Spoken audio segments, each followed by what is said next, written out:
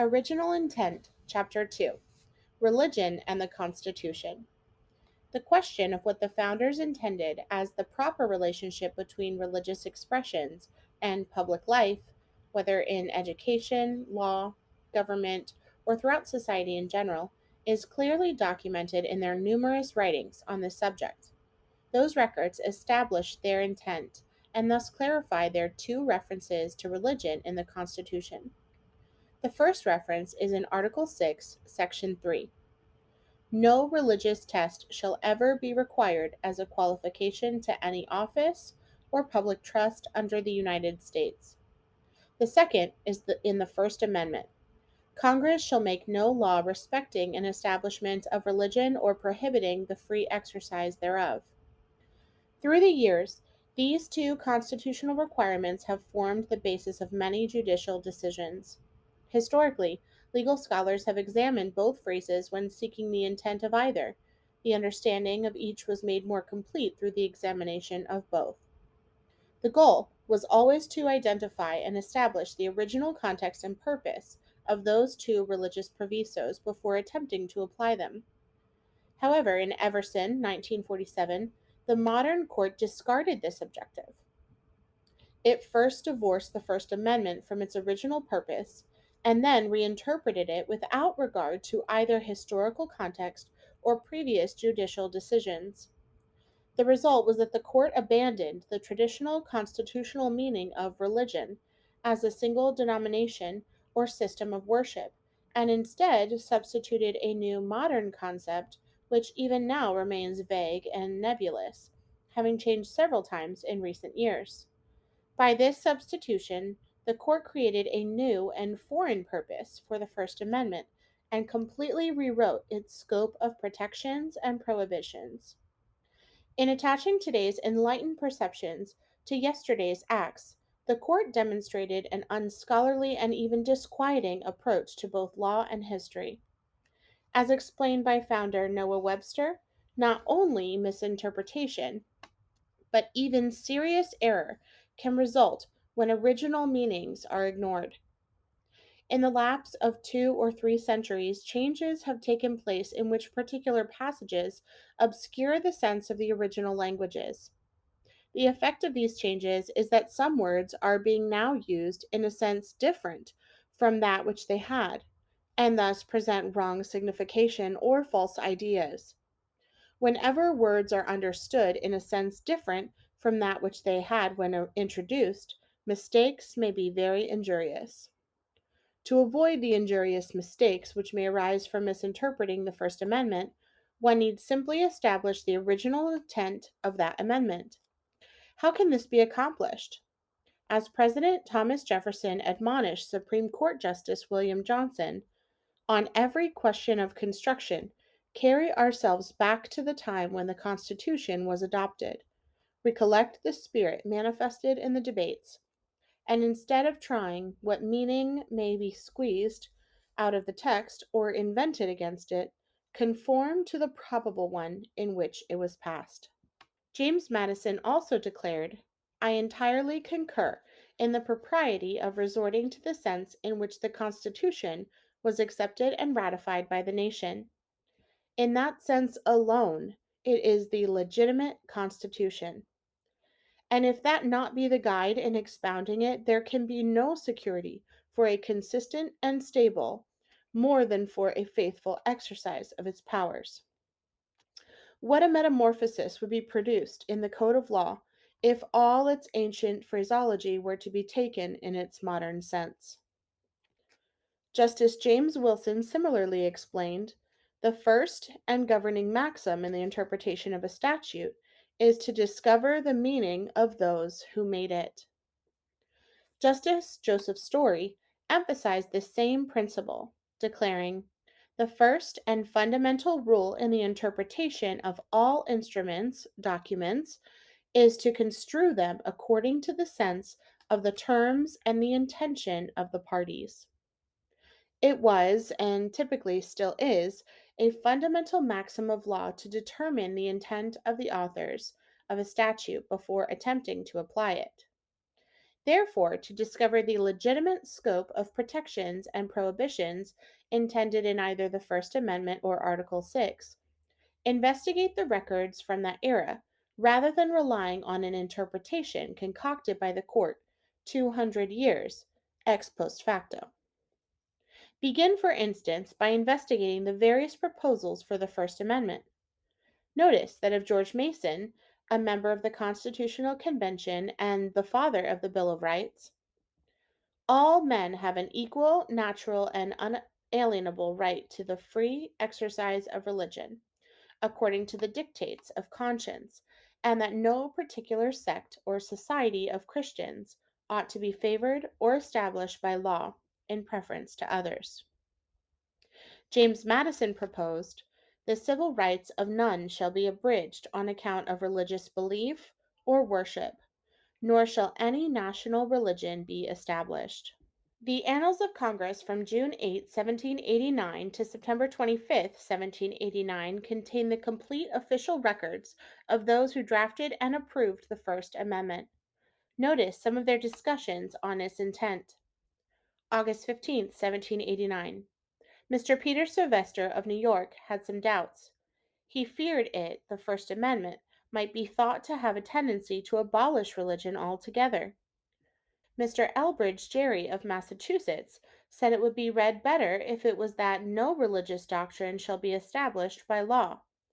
Mr. James Madison of Virginia said he apprehended the meaning of the words to be that Congress shall not establish a religion and enforce the legal observation of it by law.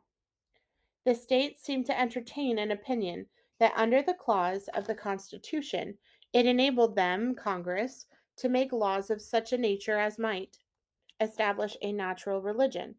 To prevent these effects, he presumed the amendment was intended. Mr. Madison thought if the word national was inserted before religion, it would satisfy the minds of honorable gentlemen. He thought if the word national was introduced, it would point the amendment directly to the object it was intended to prevent. The state debates surrounding the ratification of the First Amendment reinforce this intended purpose. Notice, for example, Governor Samuel Johnston's comments during North Carolina's ratifying convention. I know but 2 or 3 states where there is the least chance of establishing any particular religion. The people of Massachusetts and Connecticut are mostly Presbyterians. In every other state, the people are divided into a great number of sects. In Rhode Island, the tenets of the Baptists, I believe, prevail. In New York, they are divided very much. The most numerous are the Episcopalians and the Baptists. In New Jersey, they are as much divided as we are. In Pennsylvania, if any sect prevails more than the others, it is that of the Quakers. In Maryland, the Episcopalians are most numerous, though there are other sects. In Virginia, there are many sects. You all know what their religious sentiments are. So in all the southern states, they differ, as also in New Hampshire. I hope, therefore, that gentlemen will see there is no cause of fear that any one religion shall be exclusively established. In that same convention, Harry Abbott further explained, "Many wish to know what religion shall be established. I believe a majority of the community are Presbyterians. I am, for my part, against any exclusive establishment, but if there were any, I would prefer the Episcopal." The records are succinct. They clearly document that the founders' purpose for the First Amendment is not compatible with the interpretation given to it by contemporary courts. The founders intended only to prevent the establishment of a single national denomination, not to restrain public religious expressions. Recall from the previous chapter that the First Amendment was designed to restrain only the federal government in the area of religion. It was well established that the states were free to do as they pleased. For example, in his commentaries on the Constitution, Justice Joseph Story explained that because of the First Amendment, the whole power over the subject of religion is left exclusively to the state governments to be acted upon according to their own sense of justice and the state constitutions. Thomas Jefferson had previously confirmed this same scope of power. I consider the government of the United States, the federal government, as interdicted by the Constitution from intermeddling with religious institutions, their doctrines, discipline, or exercises. This results not only from the provision that no law shall be made respecting the establishment or free exercise of religion, the First Amendment, but from that also which reserves to the states the powers not delegated to the United States, the Tenth Amendment. Certainly, no power to prescribe any religious exercise or to assume authority in any religious discipline has been delegated to the general federal government. It must then rest with the states. Emphasis added.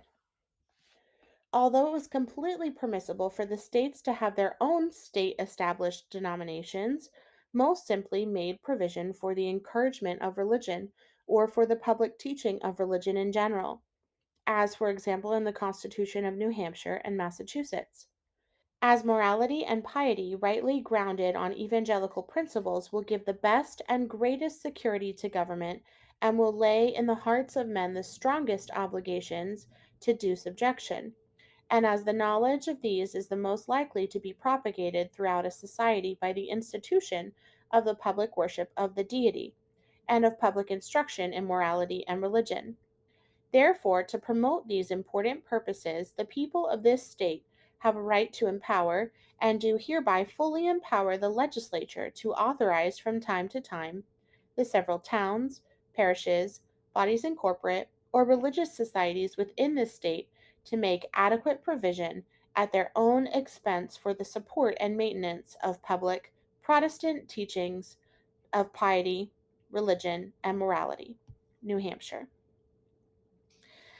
As the happiness of a people and the good order and preservation of civil government essentially depend upon piety, religion, and morality, and these cannot be generally diffused through a community but by the institution of the public worship of God and of public instructions in piety, religion, and morality. Therefore, to promote their happiness and to secure the good order and preservation of their government, the people of this Commonwealth have a right to invest their legislature with power to authorize and require the several towns, parishes, precincts, and other bodies politic or religious societies to make suitable provision at their own expense for the institution of the public worship of God, and for the support and maintenance of public Protestant teachers of piety, religion, and morality. Massachusetts. Since the previous excerpts made express provision for Protestant teaching, a mention should be made here about Roman Catholics in America. The founders were not opposed to Catholics as individuals. This is clearly evidenced by the fact that signer of the Declaration, Charles Carroll, and signers of the Constitution, Thomas Fitzsimmons and Daniel Carroll, were Roman Catholics. In fact, there were numerous Roman Catholic patriots and leaders in the struggle for American liberty, including Commodore John Barry, General Casimir Pulaski, and General Stephen Moylan. The founders were not fearful of Roman Catholics, but rather of the aspect of Catholic doctrine which they viewed as repugnant to America's unique form of government. Specifically, they opposed the vesting of total, absolute, and irrevocable power in a single body, the papal authority, without recourse by the people. And they were able to point to specific examples to bolster their argument. For example, Dr. David Ramsay, a member of the Continental Congress, a surgeon during the Revolution, and an historian, noted that during America's struggle for independence, the Roman Catholic clergy in Canada used their influence in the next world as an engine to operate on the movements of the present. They refused absolution, forgiveness of sins, to such of their flocks as aided the Americans. John Adams similarly criticized the Roman Catholic power of deposing princes and releasing subjects from allegiance. Understandably, the founders did not want individuals leading government who maintained a sworn oath of allegiance to a foreign power, the Pope. The concern was that such individuals might be required to resist American government by their obedience to an authority who conceivably could issue a hostile decree. As Joseph Story explained, if men quarrel with the ecclesiastical establishments, the civil magistrate has nothing to do with it unless their tenets and practice are such as threaten ruin or disturbance to the state. He is bound indeed to protect Papists, Roman Catholics, but while they acknowledge a foreign power superior to the sovereignty of the kingdom, they cannot complain if the laws of that kingdom will not treat them upon the footing of good subjects. It was the implications of this Roman Catholic doctrine which caused many states to exclude from office those who claimed a sole and absolute allegiance to a foreign power. As the framers of the Massachusetts Constitution explained, we have found ourselves obliged to provide for the exclusion of these from offices who will not disclaim these principles of spiritual jurisdiction which Roman Catholics in some centuries have held and which are subversive of a free government established by the people. The North Carolina Constitution similarly prohibited from office those who denied the truth of the Protestant religion, or who held religious principles incompatible with freedom and the safety of the state. However, as already noted, this was not a rejection of Roman Catholics in general, just of those who embraced doctrines subversive of a free government established by the people. In fact, when the people of North Carolina later amended their constitution, they maintained the clause excluding from office those who held religious principles incompatible with the freedom and safety of the state. But they changed Protestant to Christian, thus acknowledging that many American Catholics did not embrace this doctrine. However, returning to the issue of religion in the federal Constitution, the first 10 amendments were enacted solely to limit the jurisdiction of the federal government. Furthermore, it was acknowledged that the states had the legitimate power to prescribe state religious establishments. Therefore, the sole purpose of the First Amendment was to prevent the federal government from usurping this specific state power. Strikingly, however, although the states reserved this power, none of the state constitutions from the time of the American Revolution or thereafter established any single state denomination. Most provided equal protection for all. For example, in the framing of the Massachusetts Constitution, John Adams explained that the debates were managed by persons of various denominations and that the delegates did not conceive themselves to be vested with power to set up one denomination of Christians above another. Numerous other states enacted similar provisions. Notice, and every denomination of Christians shall be equally under the protection of the law, and no subordination of any one sect or denomination to another shall ever be established by law. New Hampshire. There shall be no establishment of any one religious sect in preference to another. New Jersey. There shall be no establishment of any one religious church or denomination in this state in preference to any other. North Carolina. And each and every society or denomination of Christians in this state shall have and enjoy the same and equal powers, rights, and privileges. Connecticut. Summarizing this tone in 1793, Zephaniah Swift, author of America's first law textbook, explained, Christians of different denominations ought to consider that the law knows no distinction among them, that they are all established upon the broad basis of equal liberty, that they have a right to think, speak, and worship as they please, and that no sect has power to injure and oppress another. When they reflect that they are equally under the protection of the law, all will revere and love the Constitution, and feel interested in the support of the government. No denomination can pride themselves in the enjoyment of superior and exclusive powers and immunities. This was the prevalent sentiment across America. In fact, signer of the Declaration, Charles Carroll, a Roman Catholic, even declared that the reason that he and many other founders had entered the Revolution was to ensure that all Christian denominations were placed on equal footing. To obtain religious as well as civil liberty, I entered jealously into the Revolution, and observing the Christian religion divided into many sects, I found the hope that no one would be so predominant so as to become the religion of the state. That hope was thus early entertained because all of them joined in the same cause, with few exceptions of individuals. Although this was the tone common among the states, it was not the result of any provision of the federal Constitution. The constitutional prohibition against an establishment of a religion forbade only the federal establishment of a national denomination. Earlier generations long understood this and thus prevented any misapplied enforcements of those constitutional provisions. Notice, for example, Justice Story's clear articulation.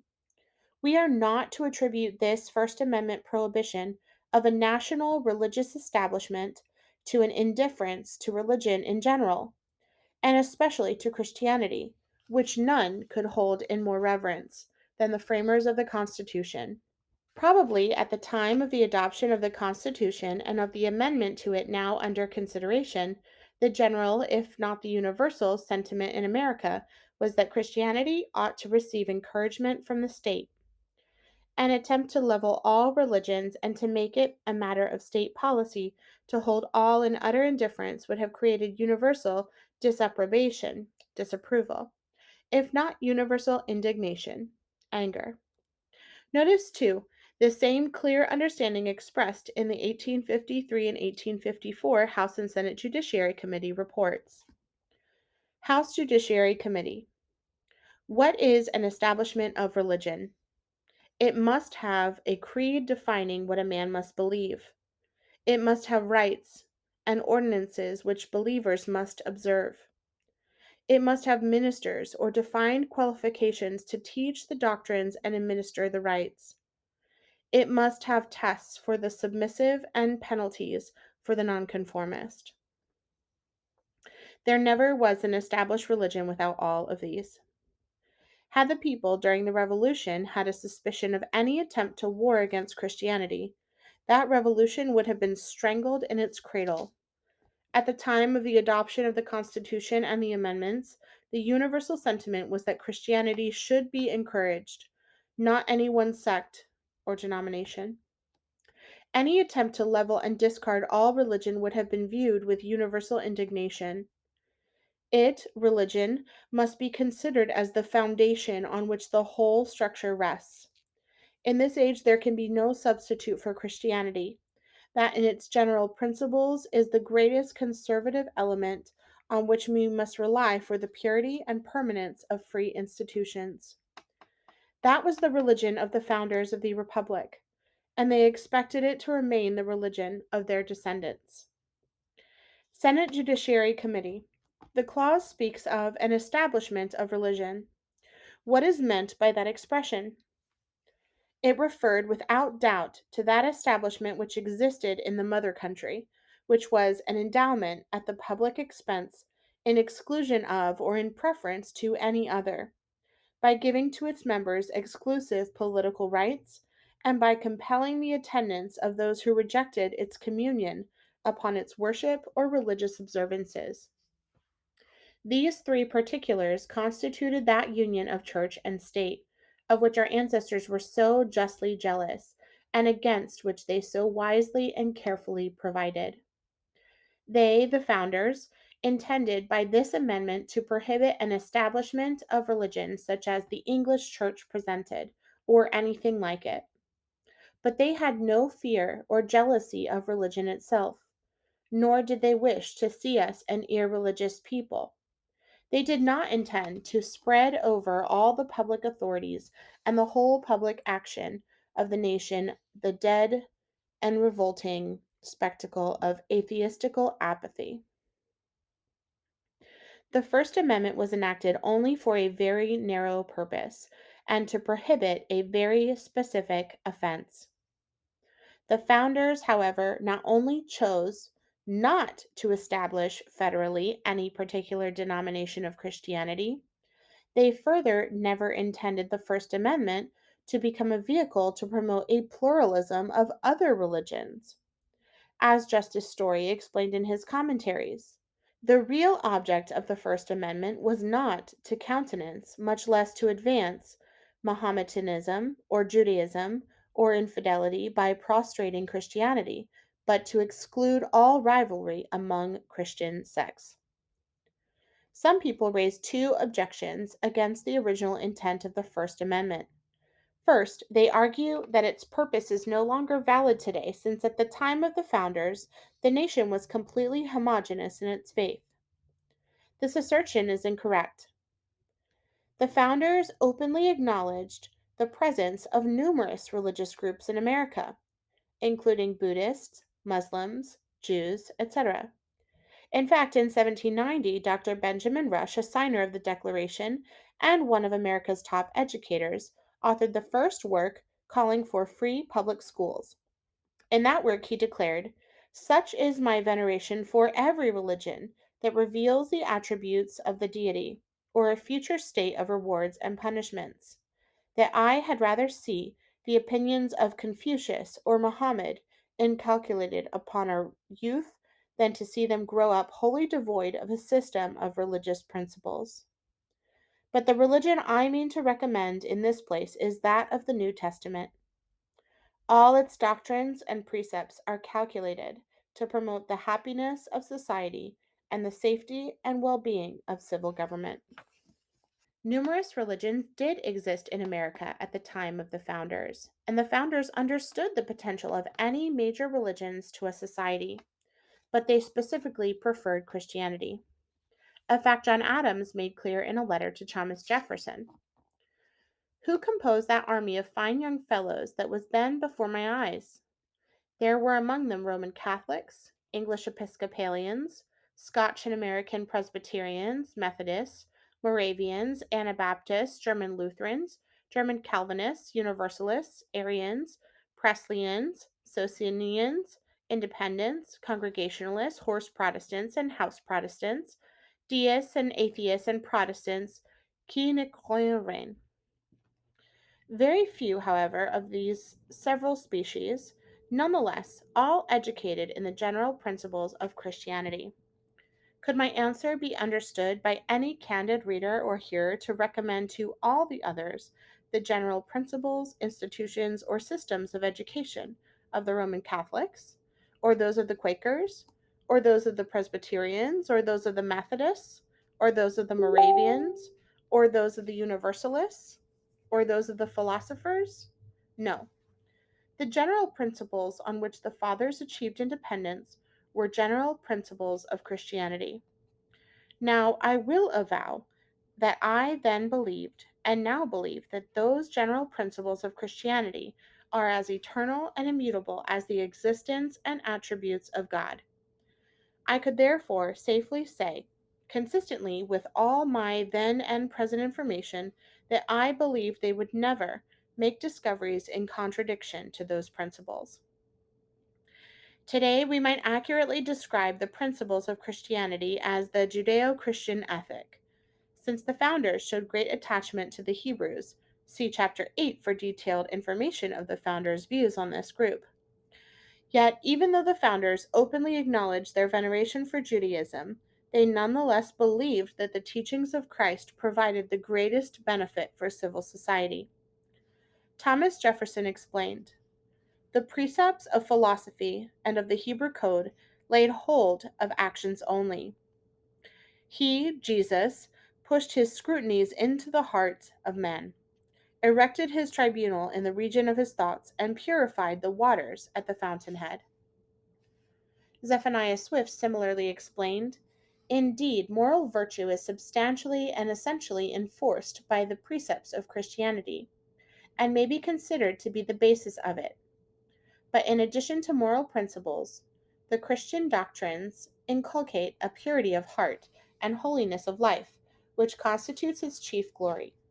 When we contemplate it in this light, we have a most striking evidence of its superiority over all the systems of pagan philosophy, which were promulgated by the wisest men of ancient times." Jefferson and Swift, and numerous others, see chapter 17, present a compelling argument. Civil law, and most religions, focus on stopping the act of murder. Yet Christianity focuses on stopping the hate and the anger which causes the murder. Similarly, the law and most religions try to prevent the act of adultery. But Christianity attacks the internal lust, which results in that external behavior. The strongest civil code is impotent against malicious behavior unless the heart itself can be restrained. And even Benjamin Franklin joined Thomas Jefferson, two of the least religiously orthodox founders, in believing that the teachings of Christianity best accomplished that goal. Does this mean that the founders opposed pluralism? No, as long as the beliefs of other religions did not manifest in violent or deviant behavior which might threaten the stability of civil society. In fact, the founders believed that pluralism survived only within the concept of religious liberty as espoused by American Christianity. Indeed, both modern and ancient history demonstrate that most, if not all, other religious nations, whether Muslims, Jewish, Buddhist, monarchical, Christian, etc., rarely allow pluralism. However, independent America was different. It allowed the free exercise of other religions. In fact, early courts openly acknowledged that America was pluralistic and tolerant of other religions only because it was a Christian nation. The second argument raised against maintaining the original intent of the First Amendment is that times have changed. Therefore, the meaning of that amendment should be modernized. While the founders would have agreed with the premise, they would have vehemently disagreed with the mechanism by which the change has occurred. The founders made clear that if the meaning and application of any part of the Constitution was to be altered, it was to be at the hands of the people, not at the feet of the court. A discussion on the founders' views of the proper way to alter or evolve the meaning of a constitution is presented in Chapter 12. In summary, the First Amendment's prohibition on an establishment of religion was designed to restrict neither religious beliefs nor religious activities, but only the federal establishment of a national denomination. Since the people had made no change in that, the courts therefore long realized that just because religious expressions occurred in public, such actions did not establish religion under the First Amendment. However, just as the founders' massive documentation on the intent of the First Amendment has been ignored, their documentation on the Constitution's other reference to religion has also been disregarded. What was the intent of Article 6's prohibition of a religious test? As with the First Amendment, Article 6 was a provision which limited federal powers and jurisdiction. Since the issue of religion was left to the states, it was therefore not within the federal government's authority to examine the religious beliefs of any candidate. Consequently, as Justice Joseph Story explained, through Article 6, it was possible that on the federal level, the Catholic and the Protestant, the Calvinist and the Arminian, the Jew and the infidel may sit down at the common table of the national councils without any inquisition into their faith or mode of worship. Did this mean, as many currently claim, that the founders were attempting to prevent an investigation into the religious beliefs of a candidate, or that such beliefs were immaterial to his election? Definitely not. See the founders' clear view on this issue in Chapter 18. The issue was not the investigation of the religious beliefs of candidates, but rather the jurisdiction for such investigations. The founders believed that the investigation of the religious views of a candidate should not be conducted by the federal government, but rather by the voters in each state. What evidence supports this? The discussion of this topic during the ratification debates provides extensive evidence. For example, in the North Carolina ratifying conventions, Governor Samuel Johnston explained, "It is apprehended that Jews, Mohammedans, pagans, etc., may be elected to high offices under the government of the United States. Those who are Mohammedans or any others who are not professors of the Christian religion can never be elected to the office of president or other high office but in one of two cases. First, if the people of America lay aside the Christian religion altogether, it may happen. Should this unfortunately take place, the people will choose such men as think as they do themselves. Another case is if any persons of such descriptions should, notwithstanding their religion, acquire the confidence and esteem of the people of America by their good conduct and practice of virtue, they may be chosen. Signer of the Constitution, Richard Dobbs Speight, also declared, as to the subject of religion, no power is given to the general federal government to interfere with it at all. No sect is being preferred to another. Every man has a right to worship the Supreme Being in the manner he thinks proper. No test is required. All men of equal capacity and integrity are equally eligible to offices. I do not suppose an infidel or any such person will ever be chosen to any office unless the people themselves be of the same opinion. Supreme Court Justice James Iredell, nominated by the court by President Washington, similarly explained. But it is objected that the people of America may perhaps choose representatives who have no religion at all, and that pagans and Mahometans be admitted into offices. But it is never to be supposed that the people of America will trust their dearest rights to persons who have no religion at all, or a religion materially different from their own. Article 6 simply reaffirmed the founders' belief that any provisos on religion should remain beyond federal jurisdiction.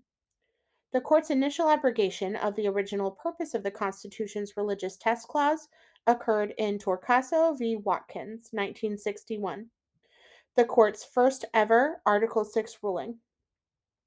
In that case, the court used this federal constitutional provision to strike down Maryland's 200-year-old state constitutional requirement that a candidate must declare a belief in God to hold office. This utilization of Article 6 obviously resulted in the breaking of new legal ground. As legal authorities observed, not until 1961 was this declaration of belief in God invalidated.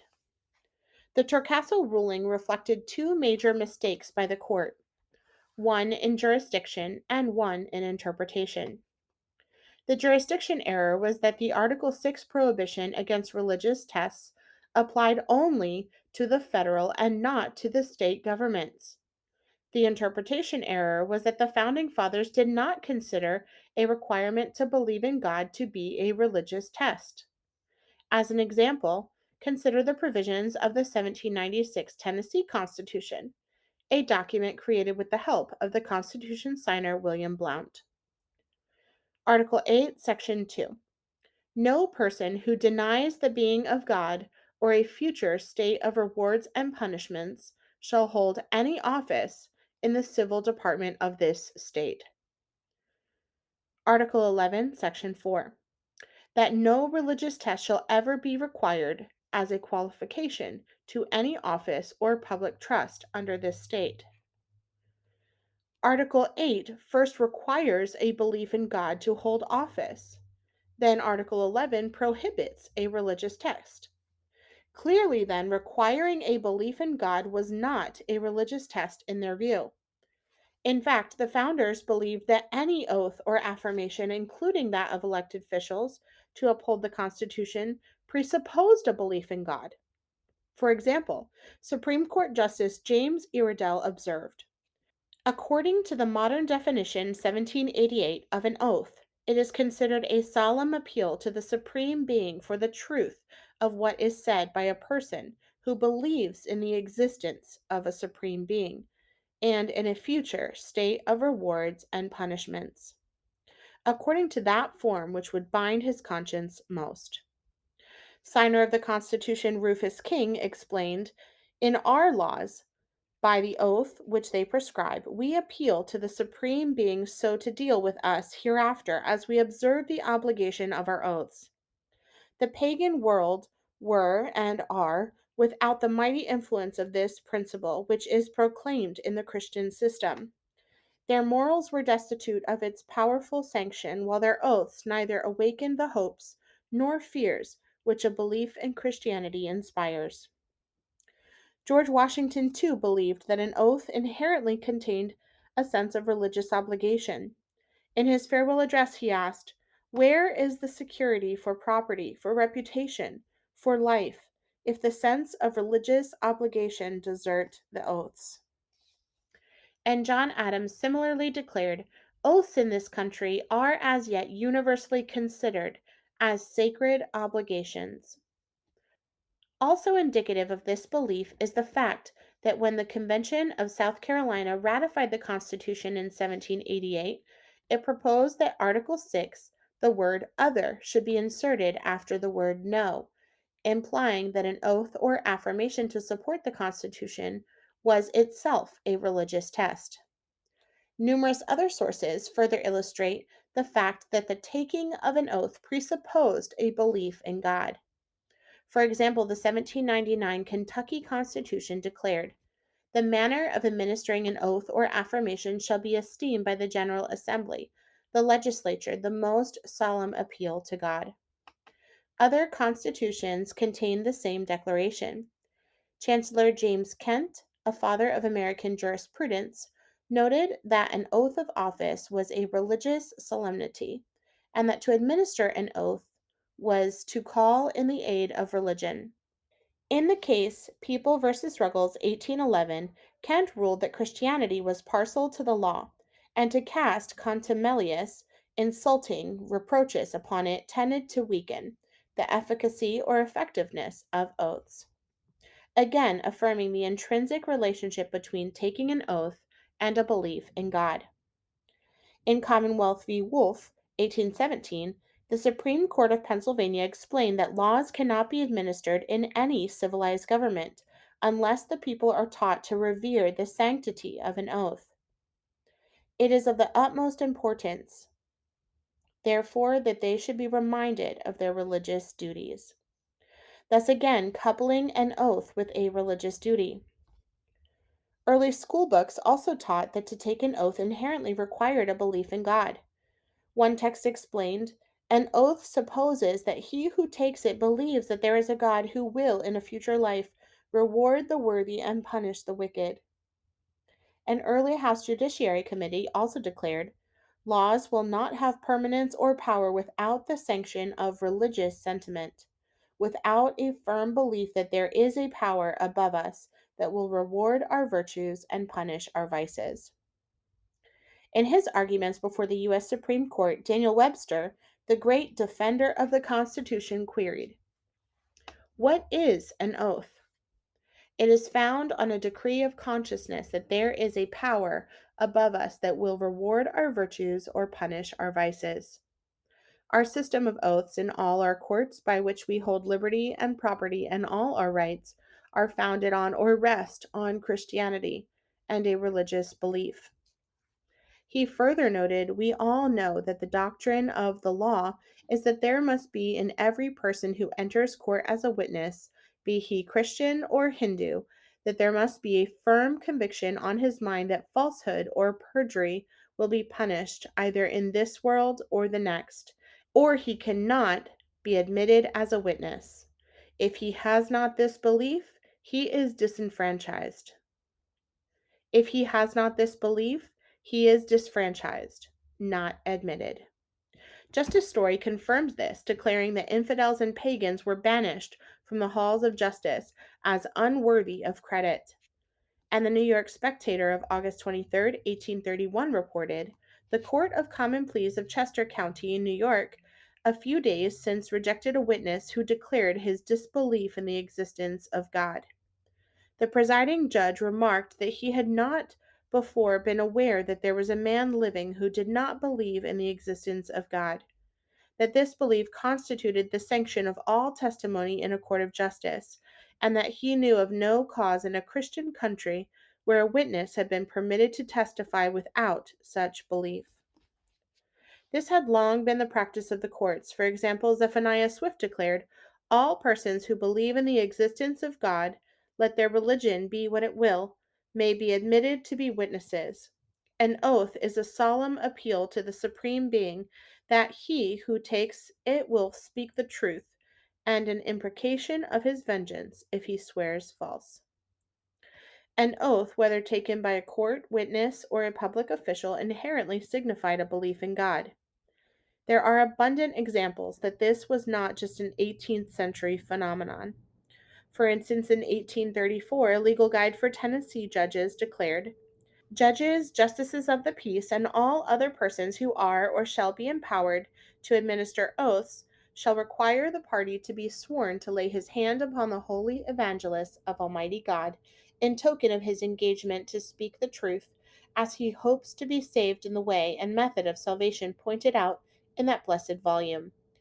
And in further token that if he should ever swerve from the truth, he may be justly deprived of all the blessings of the Gospels, and be made liable to that vengeance which he has so imprecated on his own head. And after repeating the words, So help me God, shall kiss the holy Gospels as a seal of confirmation to said engagement." There were, however, some groups which held religious convictions for not conforming to this method of oath taking. The Quakers, for example. Tolerant of such groups, the legal guide provided this recourse. In all cases where the person to be sworn shall be consciously scrupulous in taking a book oath, then the party shall stand with his right hand lifted upwards toward heaven, in token of his solemn appeal to the supreme God, whose dwellings are in the highest heavens, and also in token that if he should swerve from the truth, he would draw down the vengeance of heaven upon his head. With these words, you shall solemnly appeal to God as a witness of truth and avenger of falsehood, as you shall answer for the same at the great day of judgment, when the secrets of all hearts shall be made known. The evidence is clear. The founders and even legal authorities for generations afterwards viewed a belief in God as an inherent part of taking an oath. The Constitution required an oath of office, but prohibited a religious test. An oath, however, presupposed a belief in God. Therefore, only under the most extreme and absurd application of Article 6 could a belief in God have been struck down. The Constitution required an oath of office but prohibited a religious test. An oath, however, presupposed a belief in God. Therefore, only under the most extreme and absurd application of Article 6 could a belief in God have been considered a religious test. Consequently, when the Torcaso Court struck down the requirement of belief in God to hold office, it essentially struck down the requirement that public officials take an oath to uphold the Constitution. As signer of the Declaration, John Witherspoon clearly explained the two were inseparable. An oath is an appeal to God, the searcher of hearts, for the truth of what we say, and always expresses or presupposes an imprecation, a calling down of his judgment upon us if we prevaricate or lie. An oath, therefore, implies a belief in God and his providence, and indeed is an act of worship. Persons entering on public offices are also often obliged to make oath that they will faithfully execute their trust. In vows, there is no party but God and the person himself who makes the vow. Recall also that since Article 6 pertained only to the federal government, it was within the legitimate jurisdiction of the states to establish whatever provisions the people wished. Significantly, many of the state requirements were often drafted by the same individuals who had signed the federal Constitution and who had approved Article 6. For example, signers of the Constitution George Read and Richard Bassett also directed the drafting of the Delaware Constitution. That Constitution required every person who shall be chosen a member of either House or appointed to any office or place of trust shall make and prescribe the following declaration, to wit, I do profess faith in God the Father and in Jesus Christ, his only Son, and the Holy Ghost, one God, blessed forevermore. And I do acknowledge the Holy Scriptures of the Old and New Testament to be given by divine inspiration. Constitution signer Nathaniel Gorham helped author the Massachusetts Constitution, which required any person chosen governor or lieutenant governor, counselor, senator, or representative, and accepting the trust, shall before he proceed to execute the duties of his place or office, take, make, and prescribe the following declaration. I do declare that I believe the Christian religion and have a firm persuasion of its truth. Other states had similar requirements, often authored by those who had signed the federal Constitution and had approved Article 6. Clearly, then, the founders never intended that the prohibition in Article 6 be applied to the states. The imperative for understanding today the original purposes of the two religion clauses in the Constitution results from the contemporary courts often excusing their unpopular decisions with the specious claim that they are upholding the Constitution's original intent or purpose. This claim is an historical absurdity. Furthermore, it has only been in recent generations that the original intent has been obscured, and that obscurity has been caused by the courts. Perhaps the most conclusive historical demonstration of the fact that the founders never intended the federal Constitution to establish today's religion free public arena is seen in their creation and passage of the Northwest Ordinance. That ordinance, a federal law which legal texts consider as one of the four foundational or organic laws, set forth the requirement of statehood for prospective territories. It received House approval on July 21st, 1789. Senate approval on August 4th, 1789. This was the same Congress which was simultaneously framing the religion causes of the First Amendment and was signed into law by President George Washington on August 7th, 1789. Article 3 of that ordinance is the only section to address either religion or public education, and in it the founders coupled them, declaring, "Religion, morality, and knowledge being necessary to good government and the happiness of mankind, schools and the means of education shall forever be encouraged." The framers of the ordinance, and thus the framers of the First Amendment, believed that schools and educational systems were a proper means to encourage the religion, morality, and knowledge which they deemed so necessary to good government and the happiness of mankind.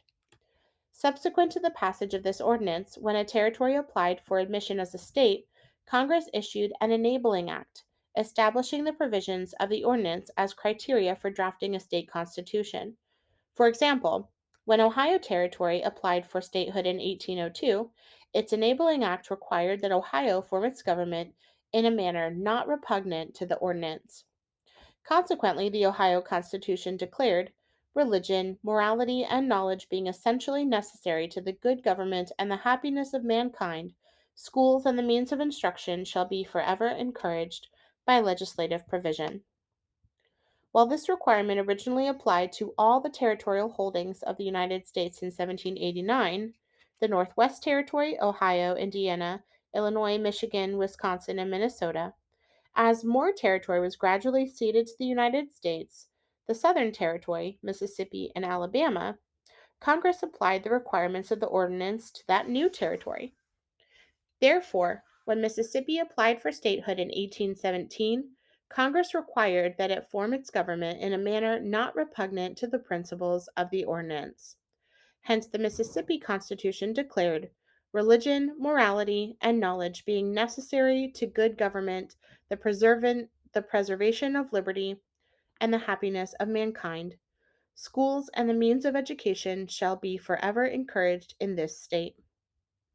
Congress later extended the same requirement to the Missouri Territory, Missouri, and Arkansas, and then on to subsequent territories. Consequently, the provision coupling religion and schools continued to appear in state constitutions for decades.